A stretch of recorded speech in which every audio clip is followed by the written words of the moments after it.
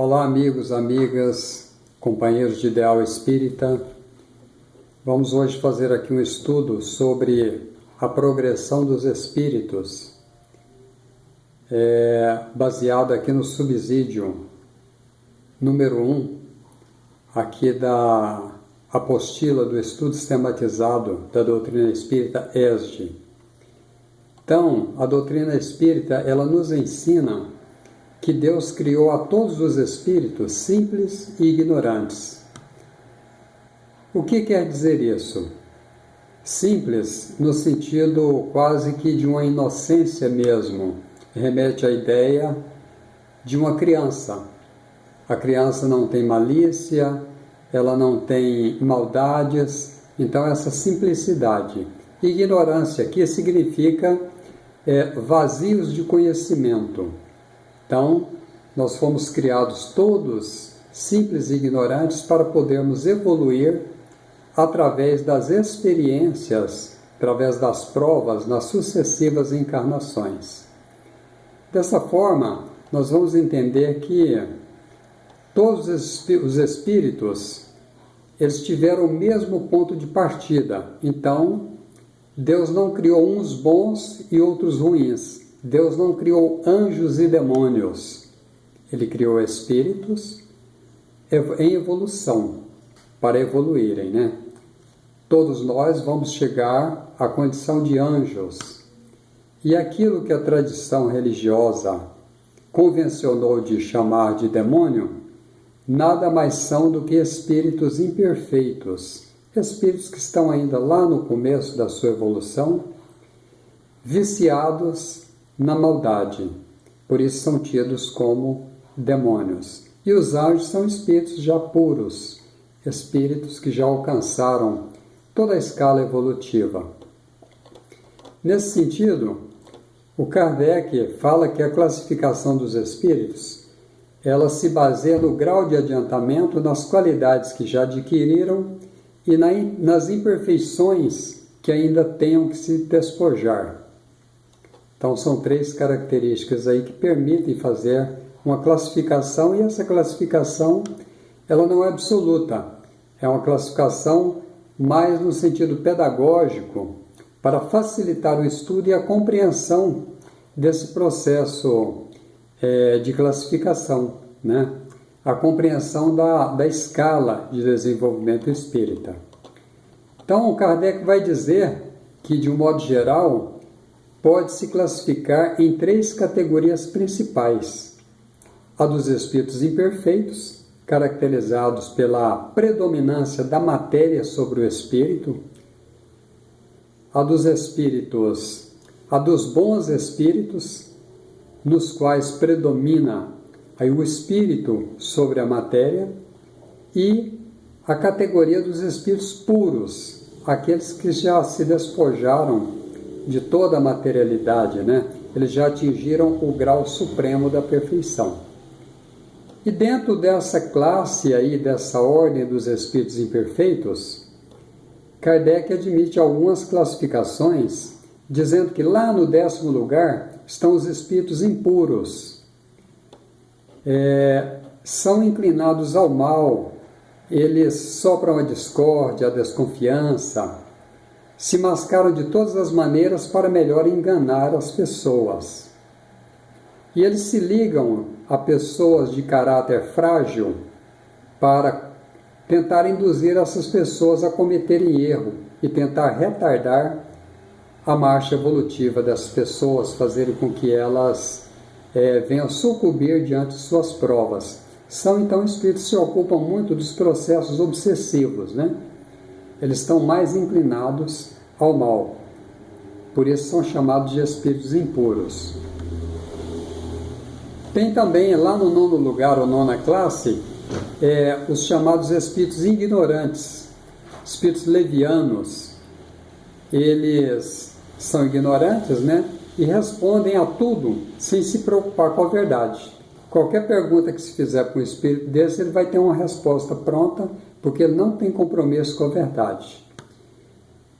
Eles gostam de causar pequenos desgostos e também ligeiras alegrias, ou seja, diferentemente daquela classe anterior, da 10ª classe dos impuros, que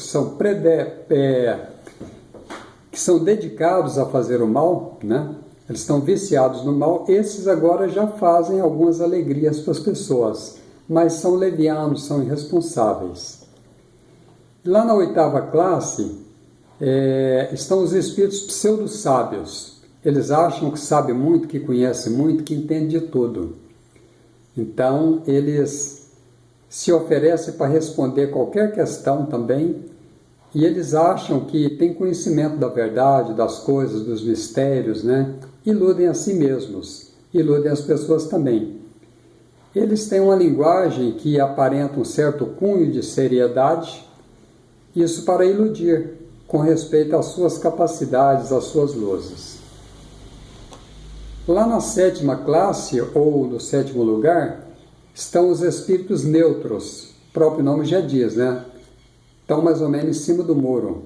Nem bastante bons para fazer o bem, nem bastante maus para fazer o mal. Pendem tanto para um lado quanto para o outro. Eles não ultrapassam a condição comum da humanidade. O nível de evolução deles está aí no nível da média da humanidade, né? Então a maioria de nós estamos aí nessa classificação aí de espíritos neutros. A gente fica muito em cima do muro, né?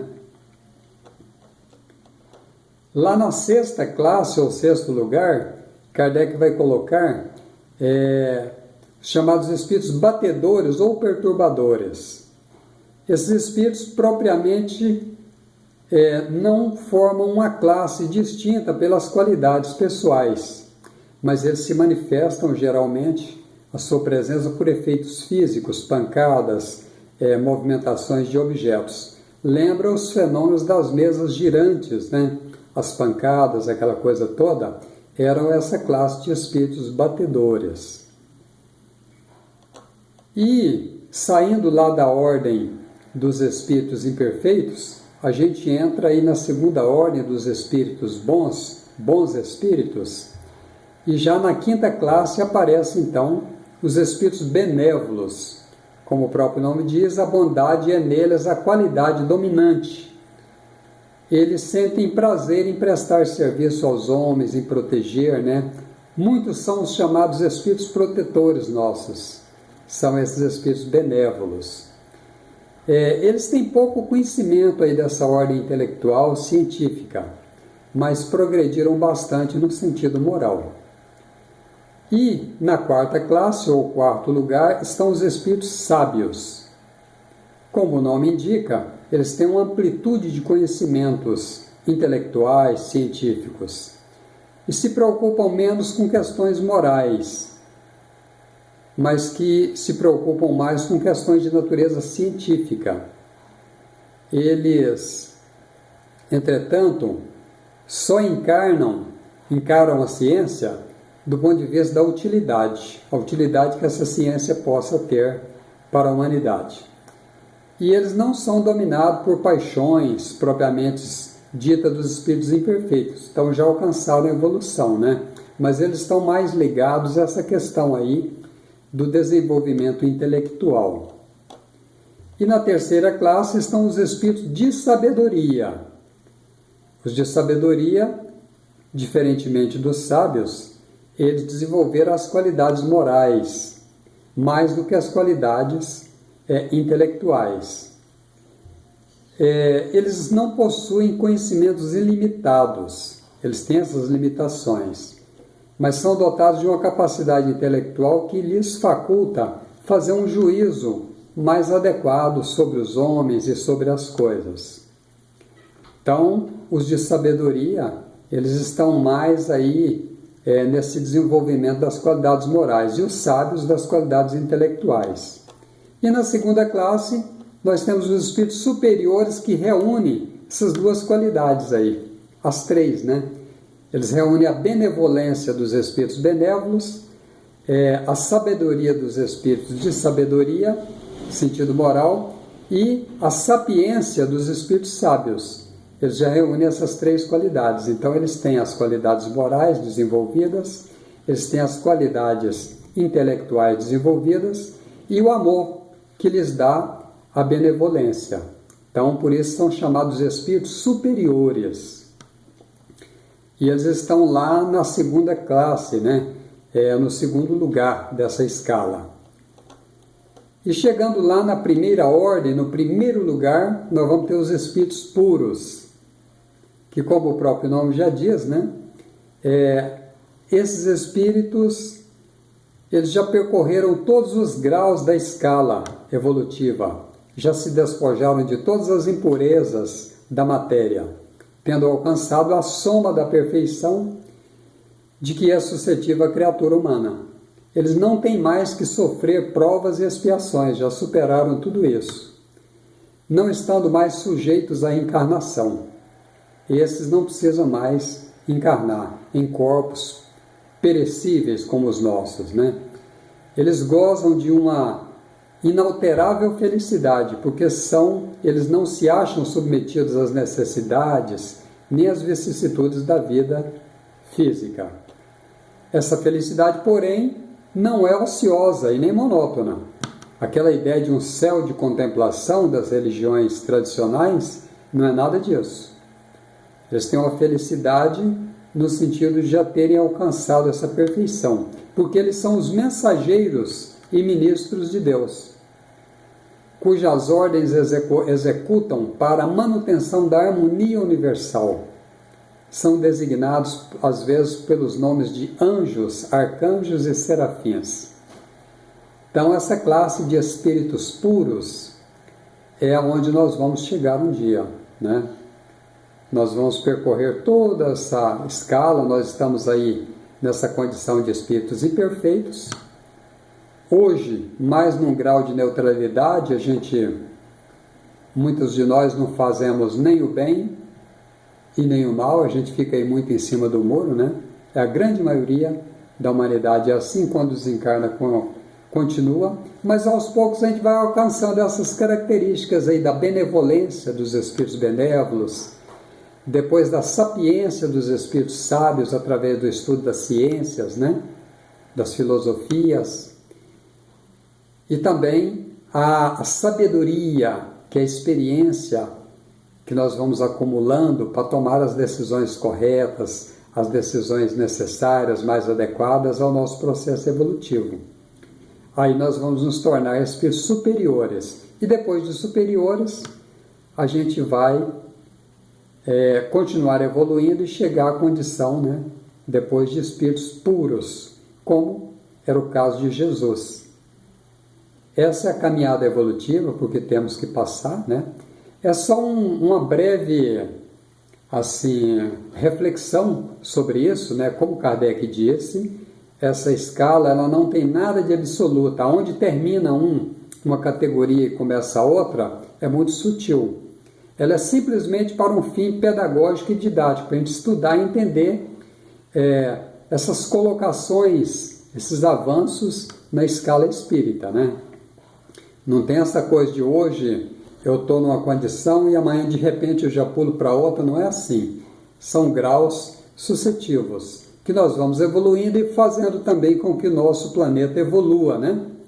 A Terra é hoje um mundo de expiações e provas, e à medida que nós, habitantes da Terra, evoluímos, nós vamos aos poucos também transformando essa morada em uma morada em regeneração, e depois uma morada regenerada, depois vamos transformá-la, nós ou os outros que aqui estiverem, né, nos mundos felizes, mundos ditosos e por aí vai.